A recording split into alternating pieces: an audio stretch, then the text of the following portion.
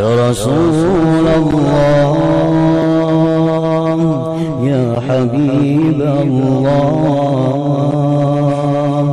Ya Rasulullah.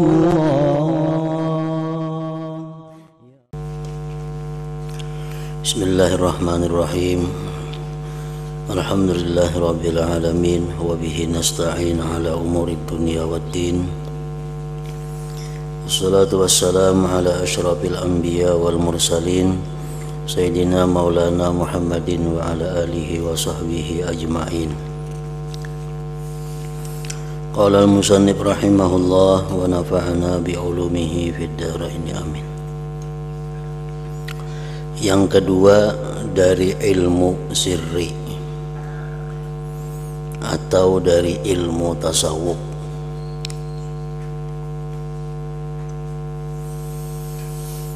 Ilmu tasawuf adalah ilmu yang sangat luas, namun kada semuanya kita diwajibkan mempelajarinya. Ada di situ hal-hal yang wajib kita mempelajarinya, dan ada pula yang tidak wajib mempelajarinya. Yang termasuk fardu ain mempelajarinya ilmu tasawuf itu ialah mengetahui mana yang wajib dikerjakan, seperti tobat. Nah, itu wajib dikerjakan. Maka wajiblah kita belajar secara rinci tentang tobat.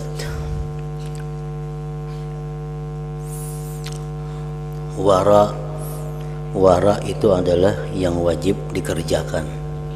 Maka kita wajib pula belajar bagaimana wara itu sebenarnya. Zuhud wajib dikerjakan. Maka wajib pula kita belajar mengenai zuhud itu bagaimana. Sabar, syukur, khauf, raja, tawakal, nah itu ridha, itu ilmu tasawuf yang wajib dipelajari karena hal tersebut wajib diamalkan.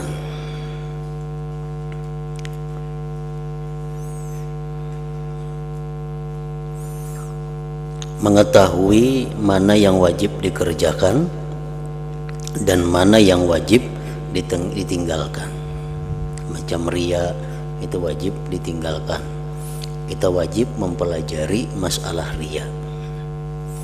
Dengki wajib ditinggalkan. Maka fardu ain mempelajari macam apa dengki itu. Hubbud dunia itu wajib ditinggalkan. Kita wajib juga belajar apa yang dimaksud dengan hubbud dunia itu.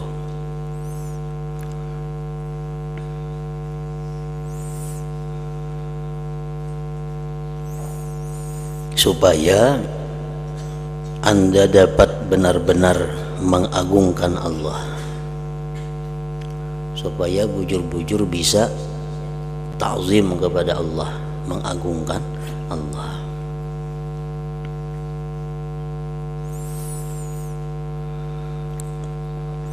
Mengagungkan Allah itu termasuk di dalamnya adalah mengagungkan syiar-syiar Allah, tanda-tanda kebesaran Allah. Dalam Al-Quran disebutkan wa may yu'azzim sya'airallah fa innaha min taqwal qulub. Barang siapa yang mengagungkan syiar-syiar Allah, maka yang demikian itu termasuk bagian dari ketakwaan hati. Mengagungkan Allah ditandai dengan mengagungkan syiar-syiar Allah. Apa syiar-syiar Allah itu? Antara lain contohnya adalah Baitullah. Nah, Baitullah itu syiar Allah. Orang yang mengagungkan Baitullah berarti mengagungkan Allah. Orang yang meremehkan Baitullah berarti meremehkan Allah, karena Baitullah termasuk syiar Allah. Masjid-masjid termasuk syiar Allah. Makanya orang yang mengagungkan masjid, yang menghormati masjid, itu berarti mengagungkan, menghormati Allah. Orang yang meremehkan masjid, merendahkan masjid, mengotori masjid, itu orang yang meremehkan Allah. Makanya sangat besar janji Allah kepada orang yang membersihkan masjid, akan diberi ganjaran yang besar. Nah, di sisi lain ancaman dari Allah yang keras kepada orang-orang yang tidak menghormati masjid. Ada hadis yang mengatakan bahwa berbicara dunia di dalam masjid itu bisa meruntuhkan amal ibadah seseorang. Kenapa? Karena masjid itu adalah syiar Allah. Tidaklah patut di masjid itu berbicara urusan duniawi. Nah, orang yang berbicara urusan duniawi di dalam masjid itu berarti dia kada menghormati Allah. Nah, bagaimana bisa menghormati Allah, bagaimana bisa mengagungkan Allah? Nah, mempelajarinya itu adalah fardu ain. Ikhlas beramal hanya karena Allah. Nah, itu fardu ain, ikhlas. Kita diwajibkan per orang belajar mengenai ikhlas macam apa. Karena ikhlas itu sesuatu yang wajib dikerjakan. Niat yang benar, niatus salihah, niat yang bagus, itu pun wajib dipelajari. Apa arti niat? Apa yang dimaksud dengan niat yang baik itu? Dan selamatnya iman, supaya iman kada tercampur dengan yang merusaknya. Kayak apa caranya menjaga iman? Nah, itu wajib dipelajari. Semua keterangan yang ada kaitannya dengan kewajiban pekerjaan hati dan larangan-larangannya akan diuraikan dalam kitab ini insyaallah ta'ala.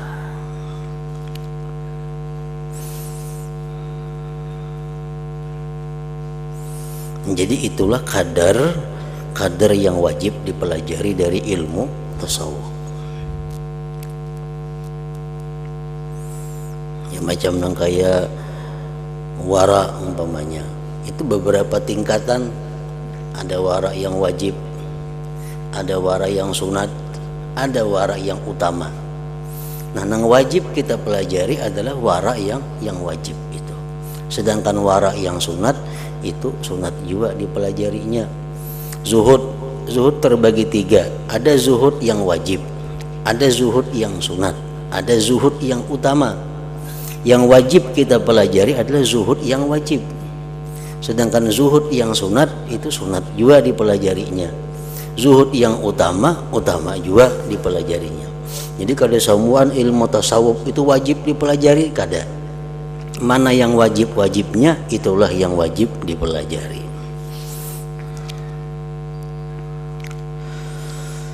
Yang ketiga dari ilmu syariat, ilmu fikih, yang dianggap fardu ain mempelajarinya, mengetahui seluk-beluk perbuatan yang dipardukan kepada Anda. Fikih luas lagi. Kalau kita mempelajari ilmu fikih keseluruhan kada cukup umur. Tapi ilmu fikih itu ada yang fardu ain dipelajari, ada yang fardu kifayah dipelajari, ada yang sunat dipelajari, ada hanya sekedar keutamaan yang dipelajari. Mengetahui seluk-beluk perbuatan yang dipardukan kepada Anda agar Anda dapat mengerjakannya dengan benar. Belajar mengenai sembahyang fardu juga belajar. Belajar mengenai sembahyang sunat juga belajarnya. Misalnya bersuci, berwudu, itu mau kada mau setiap orang wajib mempelajari bagaimana berwudu itu yang sah. Dan salat sembahyang 5 waktu itu wajib belajar dengan sebenar-benarnya kayak apa sembahyang itu supaya sah.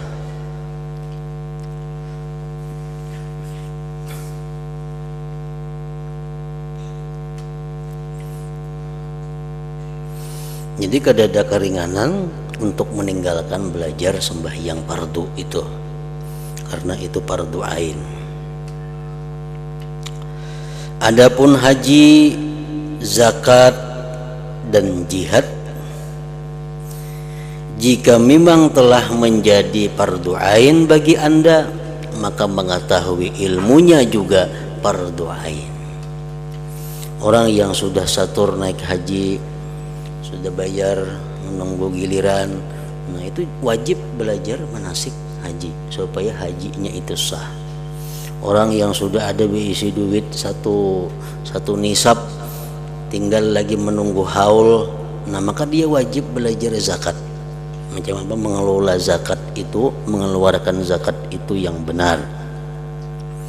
Orang yang jihad itu ada fardu kifayah, ada fardu ain. Jihad yang fardu kifayah seperti umpamanya kaum muslimin itu ingin menaklukkan kampung musuh, nah itu fardu kifayah. Ada jihad yang fardu ain kalau sudah musuh menyerang kampung kita, ini orang-orang kafir sudah menyerang kampung kita, maka seluruh penduduk kampung itu dipardukan fardu ain untuk membela agamanya, membela kampungnya. Untuk fardu ain. Nah, bila mana fardu ain jihad, fardu ain juga mempelajarinya bagaimana jihad itu, supaya engkau bisa mengerjakannya dengan benar. Kalau tidak wajib untuk Anda, maka belajarnya pun tidak wajib. Orang nang kada berisi duit satu nisab, kada wajib belajar zakat. Orang nang belum setor lagi naik haji, kada wajib ini belajar tentang haji. Nah jadi itulah batas ilmu yang wajib dihasilkan dan harus diketahui oleh hamba.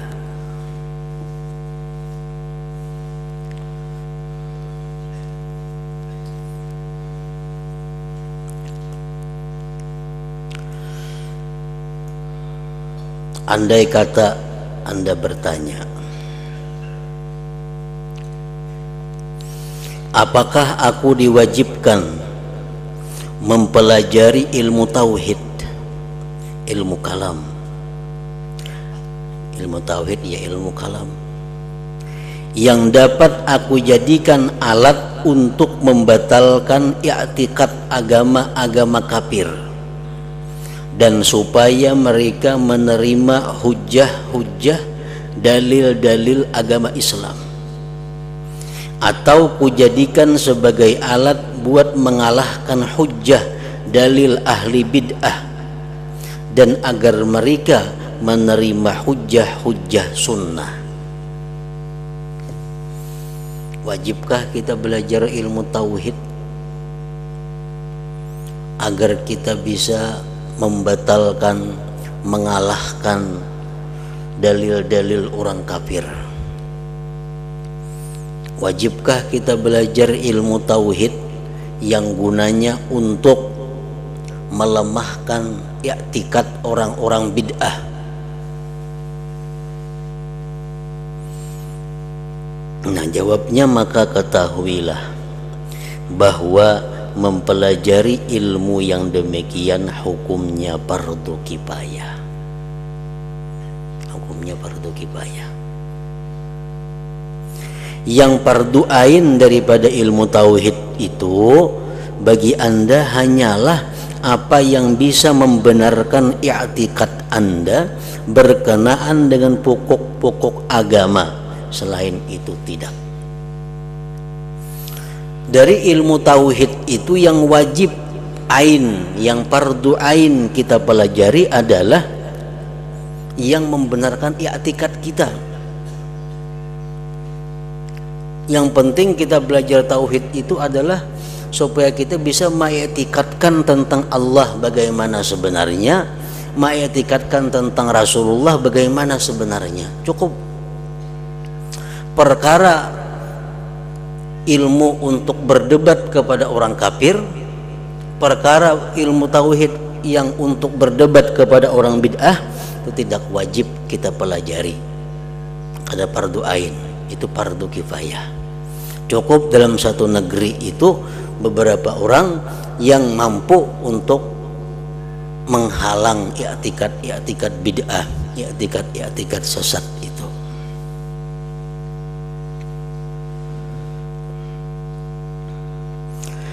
Begitu pula Anda tidak wajib mengetahui cabang-cabang ilmu tauhid dan masalah terperincinya ilmu tauhid.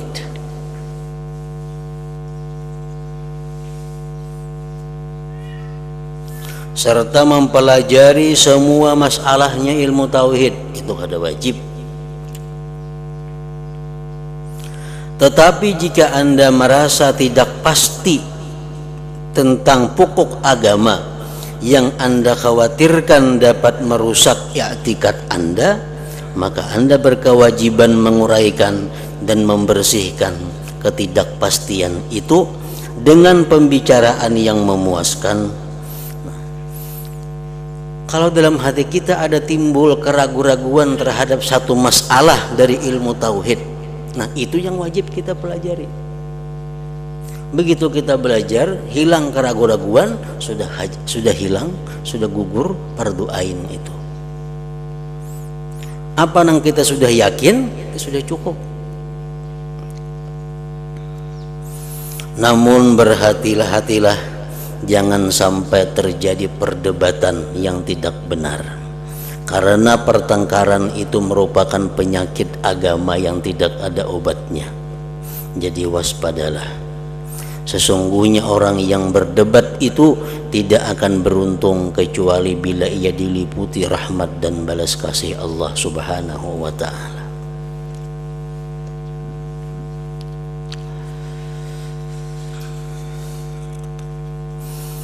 Kemudian ketahuilah bahwa apabila di setiap daerah sudah ada pendakwah, sudah ada juru dakwah mubaligh dari golongan ahli sunnah yang menguraikan ketidakjelasan dalam masalah i'tikad dan dapat menolak para ahli bid'ah, serta bisa mengelola sendiri ilmu kalam, ilmu tauhid yang digunakan untuk mengurai ketidakterangan ini, dan bisa menjernihkan hati orang yang ahli kebenaran dari gangguan ahli bid'ah, maka orang-orang selain pendakwah tersebut bebas dari kewajiban menghadapi ahli bid'ah dan pemeluk agama kafir.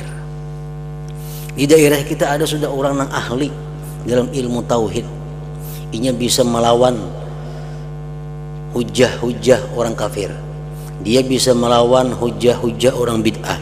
Nah, orang-orang selain inya itu kada wajib lagi mempelajari ilmu tauhid seluas itu. Fardu kifayah sudah gugur.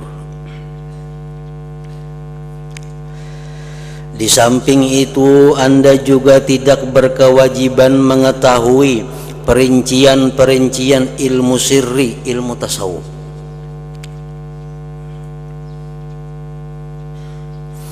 Dan semua masalah yang ada hubungannya dengan keajaiban hati, kecuali apa yang dapat merusak ibadah Anda. Nah, itu yang wajib dipelajari.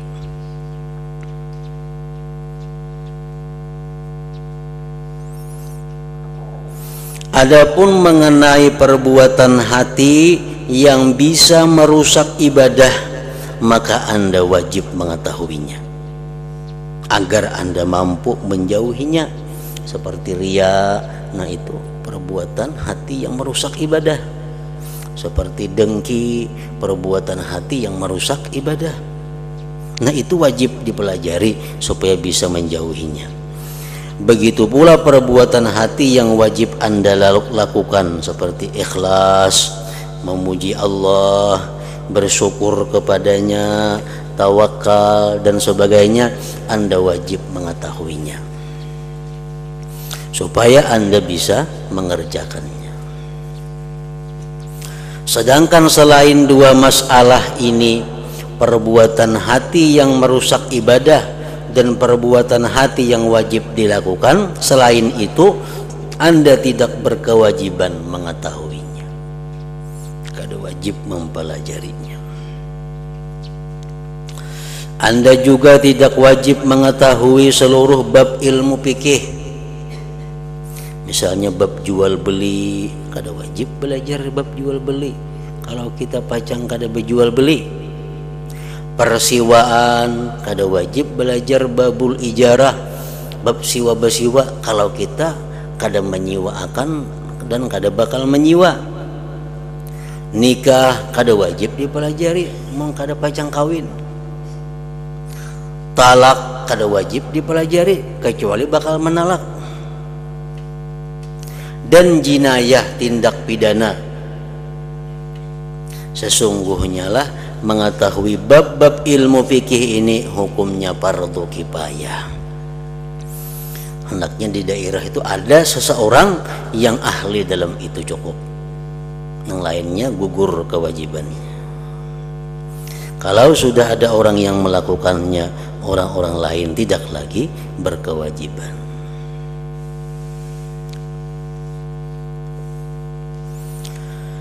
Seandainya engkau bertanya, ilmu tauhid sebagaimana telah diterangkan itu, apakah bisa dihasilkan tanda ada orang yang mengajarkannya?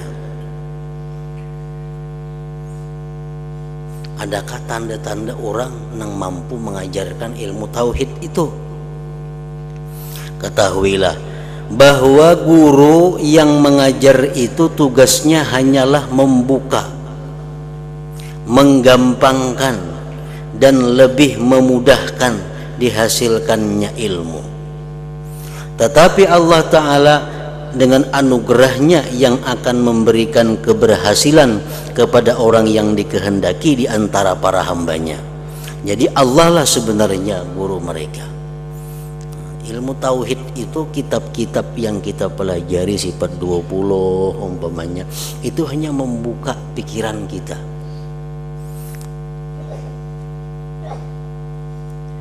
menggampangkan cara berpikir kita, mengulahkan jalan pikiran kita. Umpamanya kita dalam sifat 20 Allah Ta'ala bersifat wajib ada dengan dalil adanya alam semesta. Itu bacaan sifat 20. Lalu kita berpegang di situ. Ujar orang Allah Ta'ala itu ada. Dalilnya jadi sifat 20 ada tuh alam semesta. Nah itu ada kawa macam itu, tauhid kita belum pas, tauhid kita belum sempurna. Kenapa? Karena kita taklid dengan sifat 20. Taklid dalam ilmu tauhid ini kada bisa dibenarkan keimanan seseorang. Nah itu disuruh kita berpikir, dikembangkan alam semesta. Apa alam semesta? Langit, bumi, gunung, hewan, tumbuh-tumbuhan, batu-batuan, manusia, lautan. Nah itu alam semesta. Di dalam kitab sifat 20 Allah Ta'ala itu ada dalilnya alam semesta. Jangan itu kita umpati, kita mesti membuka pikir, mengembangkan. Lalu kita dapat misalnya pemikiran Allah Ta'ala itu ada, dalilnya apa? Itu adanya pohon contohnya.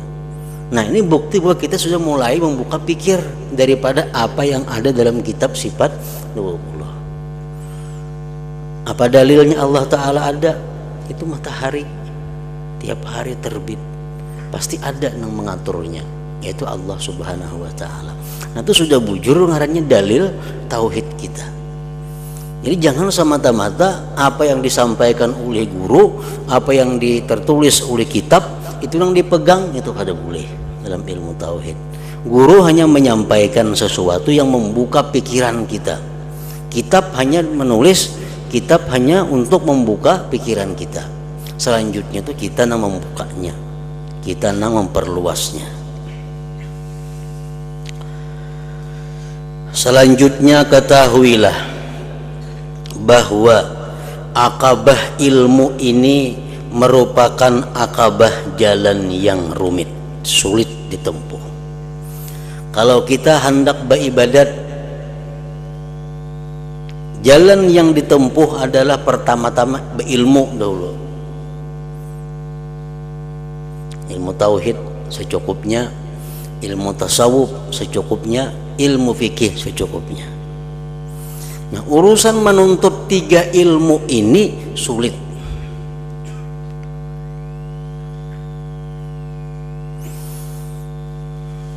Namun dengan menempuhnya, apa yang Anda cari dan Anda maksudkan bakal Anda raih.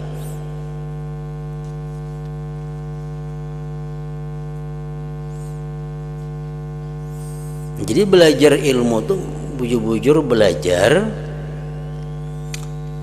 untuk tujuan supaya bisa mengagungkan Allah, supaya bisa beribadah itu benar, supaya bisa beribadah itu diterima Allah. Nah, mempelajari ilmu itu pun sulit.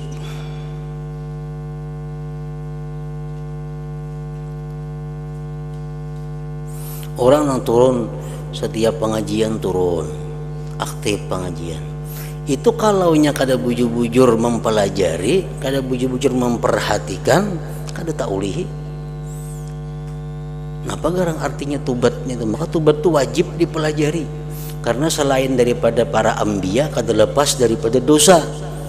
Bila orang itu kada lepas daripada dosa, wajib dia tobat. Nah, bila wajib tobat itu wajib mempelajari ilmu tobat. Nah, tobat itu macam apa? Nah, itu mesti bisa. Bila kada bisa, berdosa. Tobat. Ini mesti tahu tobat daripada dosa ini. Tobat daripada dosa ini macam apa caranya. Tobat kada sembahyang macam apa caranya. Tobat menyambat orang kayak apa caranya.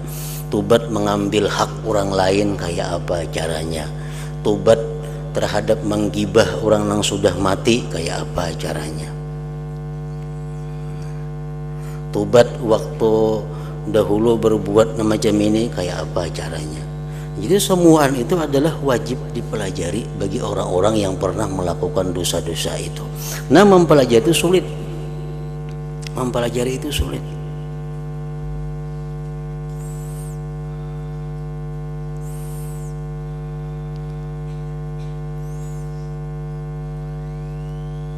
Manfaat akabah ilmu ini banyak sekali. Kalau kita punya ilmu, manfaatnya banyak. Tetapi melewatinya pun teramat berat dan bahayanya besar. Banyak orang yang menyimpang dari akabah ini, lalu menjadi sesat. Banyak orang yang menuntut ilmu, yang mengaji tauhid, sekalinya sesat. Banyak orang yang mengaji tasawuf, sekalinya sesat. Banyak orang yang mengaji fikih, sekalinya sesat. Karena semuaan ilmu-ilmu itu berpotensi untuk sesat.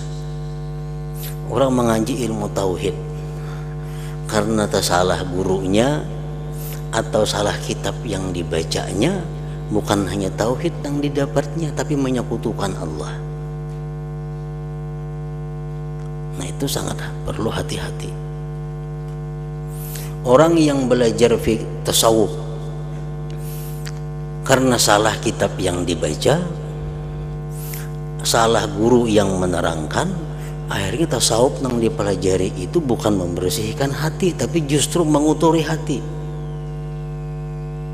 Ilmu fikih yang mestinya belajar fikih itu untuk membenarkan ibadah, tapi karena salah kitab yang dipelajari atau salah guru yang mengajari, akhirnya belajar fikih itu salah bebulih karena ada kaulnya.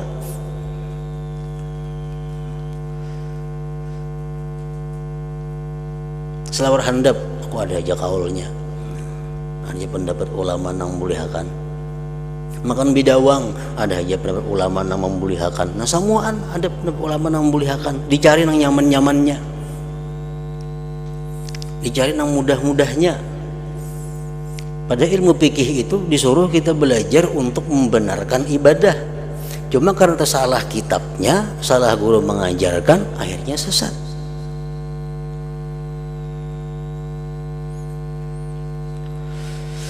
Nah, jadi banyak orang yang menyimpang dari akabah ilmu ini lalu menjadi sesat.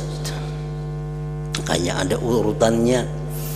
Kitab tasawuf tauhid yang pertama yang dipelajari kitabnya ini dahulu. Kalau sudah tamat hanya kitab yang ini. Kalau sudah tamat hanya kitabnya ini. Ilmu tasawuf kayak itu juga. Pertama yang dipelajari dahulu kitabnya ini, yang kedua hanya ini, yang ketiga hanya ini. Kitab fikih yang dipelajari tahap pertama yang ini, yang tahap kedua itu ada aturan-aturannya supaya apa? Supaya jangan menyimpang. Orang yang kada punya dasar ilmu tauhid, belajar langsung ke tauhid yang tinggi itu berbahaya. Orang yang belum belajar dasar ilmu tasawuf, timbul tasawuf yang tinggi dipelajari, akhirnya sesat. Orang yang belum mantap ilmu fikih yang halus-halusnya, belajar yang tinggi-tingginya, bahaya. Nah, banyak orang yang menempuhnya lalu terpelisit. Banyak orang yang bingung di dalamnya lalu putus di tengah jalan. Tidak sedikit orang yang mampu melewatinya dalam jangka waktu yang pendek, tetapi ada pula yang berputar-putar selama 70 tahun belum juga berhasil. Semua itu berada dalam kekuasaan Allah Azza wa Jalla. Mengenai manfaat ilmu telah aku tuturkan, yaitu sangat dibutuhkan oleh hamba untuk mendasari semua urusan ibadahnya, terutama ilmu tauhid dan ilmu sirri. Sungguh telah diriwayatkan bahwa Allah Ta'ala memberikan wahyu kepada Nabi Daud alaihi salam, firman-Nya, "Hai Daud, tuntutlah ilmu yang bermanfaat." Nabi Daud bertanya, "Wahai Tuhanku, apakah ilmu yang bermanfaat itu?" Allah Ta'ala berfirman, "Yaitu hendaknya engkau mengenal kemegahanku, keagunganku, dan kesempurnaan kekuasaanku atas segala apa yang aku kehendaki. Karena pengetahuan yang demikianlah yang mampu mendekatkan dirimu kepadaku."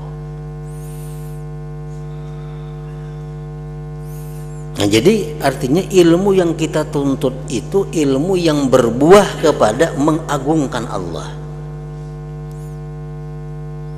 Ilmu yang berbuah mengakui kesempurnaan kuasa Allah kepada apa yang dikehendakinya.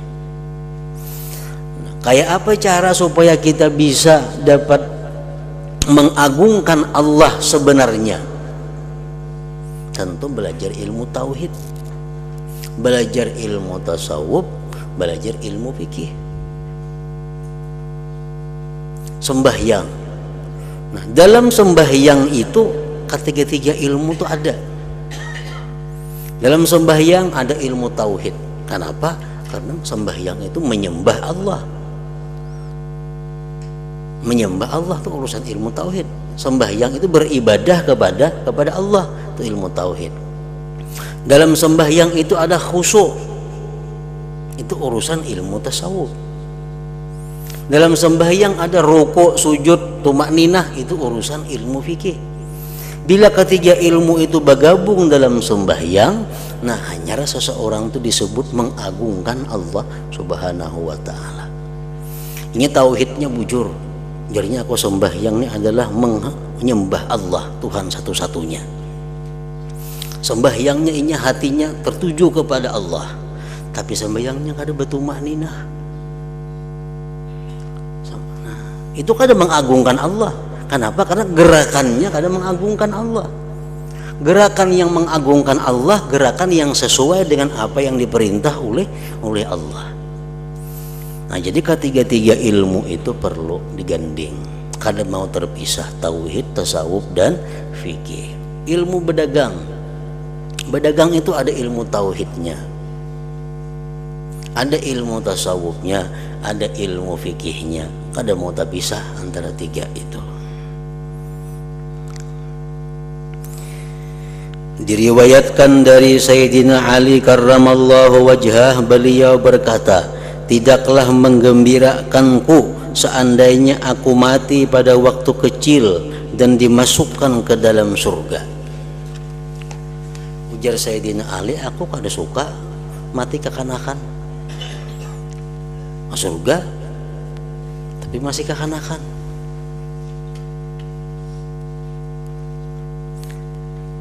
Sedangkan aku belum dewasa lalu mengenal Tuhanku. Kekanakan bujurannya mati ke surga, tapi yang belum sempat ma'rifat kepada Allah. Sebab manusia yang paling mengetahui kemegahan Allah ialah orang yang paling takut kepada Allah, yang paling banyak ibadahnya dan paling berkehendak baik terhadap Allah Subhanahu wa ta'ala.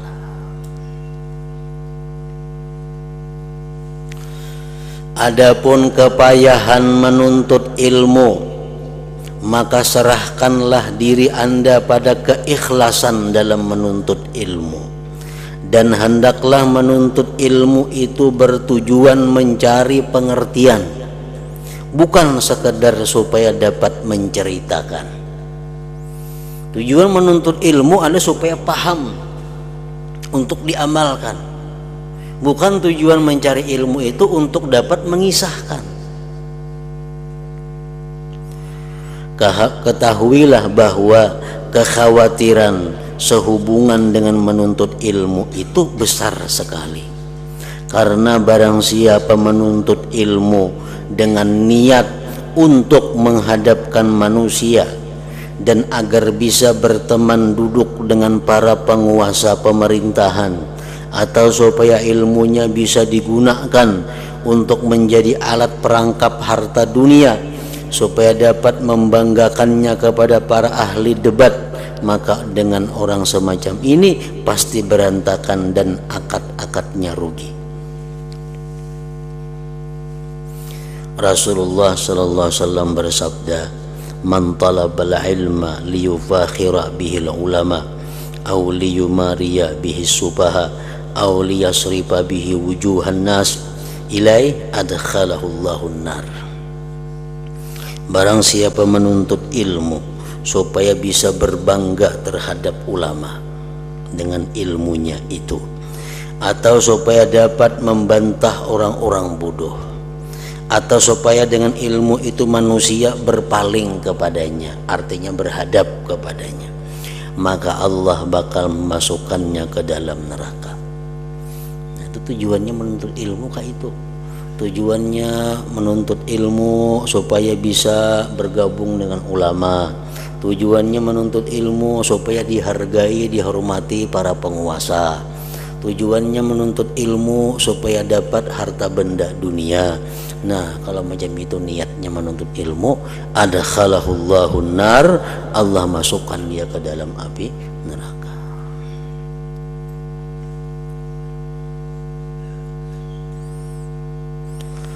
Abu Yazid Al-Bastami rahimahullah berkata, aku sudah berusaha mujahadah selama 30 tahun. Tidak ada yang lebih berat bagiku melebihi ilmu dan tanggung jawabnya.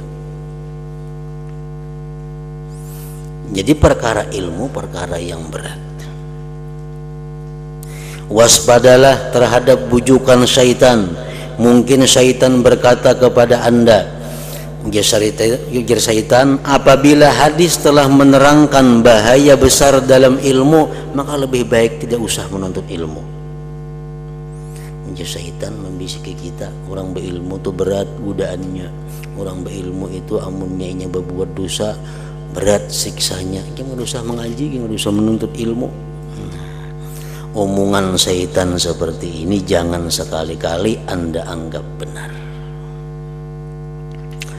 Sungguh telah diriwayatkan dari Rasulullah sallallahu alaihi wasallam, beliau bersabda ketika aku mi'raj, aku diperlihatkan neraka, ujar Nabi. Lalu aku melihat sebagian penduduk neraka adalah orang-orang miskin. Mana miskin sudah ke neraka pulang matinya. Para sahabat bertanya, ya Rasulullah, apakah miskin dari harta? Penduduk neraka itu banyak orang miskinnya Nabi. Lalu jawab sahabat, apakah mereka itu miskin harta? Rasulullah menjawab, tidak, melainkan miskin ilmu. Nah, miskin ilmu.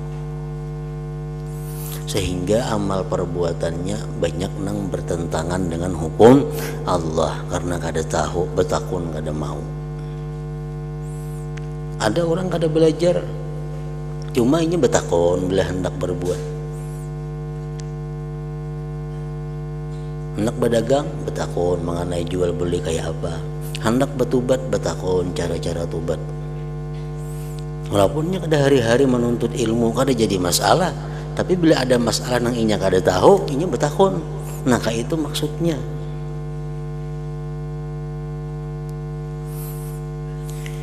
Barang siapa tidak mau belajar, tentu tidak dapat mengerti hukum-hukum buat ibadahnya, dan tidak dapat memenuhi hak-hak ibadah sebagaimana mestinya. Seandainya ada orang beribadah kepada Allah Ta'ala seperti ibadah malaikat, malaikat tuh ada busan-busannya beribadah, memangnya dicipta untuk beribadah.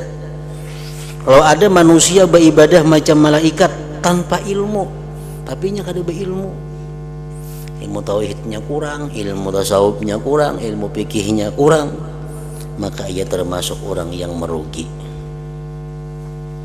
Karena itu segeralah bertindak dan dalam menuntut ilmu ini dengan meneliti, mengajarkan dan mempelajarinya. Jangan sampai bosan dan malas.